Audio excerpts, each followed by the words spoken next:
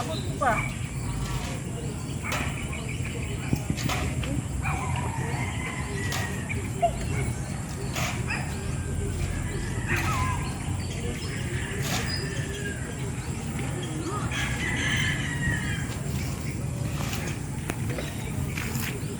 Hi, Katotski. So, dili pakapuan kayo. Sulayan na ito yung upuan. Hastang lapukan din sa basakan. Stop.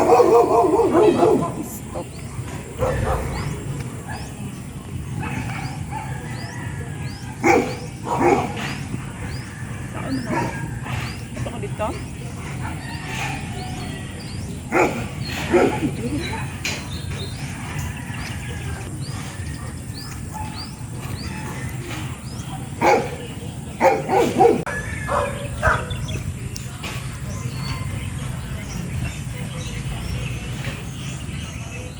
So mga Katotski, hindi muna tayo makapag-rides ng mga hayop ngayon kasi ang putik dito kasi umuulan kagabi. Tingnan mo naman, ang dami ng putik kasi hindi tayo makalapit doon sa mga bakahan.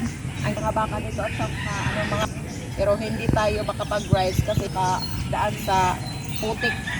Grabe, pag lusubin mo yung putik, yung putik taga dito ata. Oh.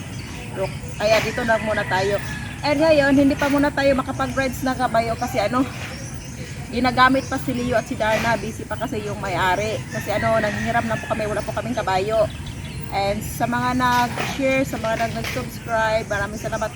Sana hindi po kayo magsawang panoorin ng aming vlog. And mga next week ata, baka makapag-rides ako ng kabayo ulit. Pero ngayon, hindi na muna ha, video-video lang muna tayo.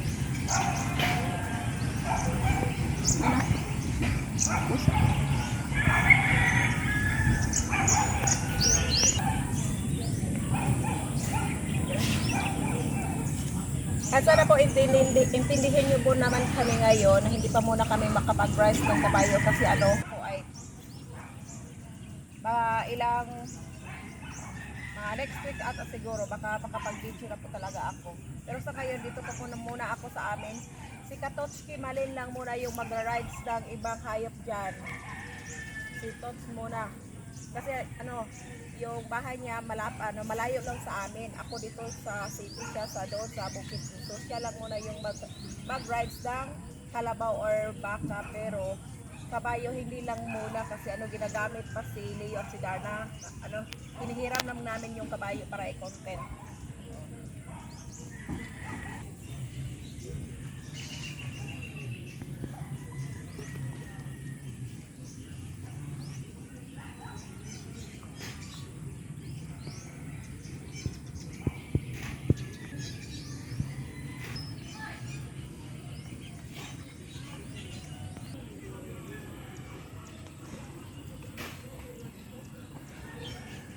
And that's it mga Katotski. So, ayun, pauwi na lang tayo kasi sayang hindi naman tayo makapag-rides.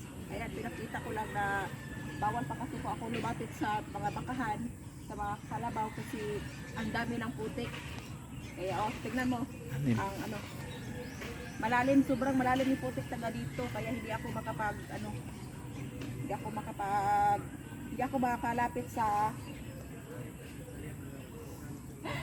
mga baka. Ayan. Hirap-hirap na talaga dito, Tots. Hindi na babalik. Wala na lang.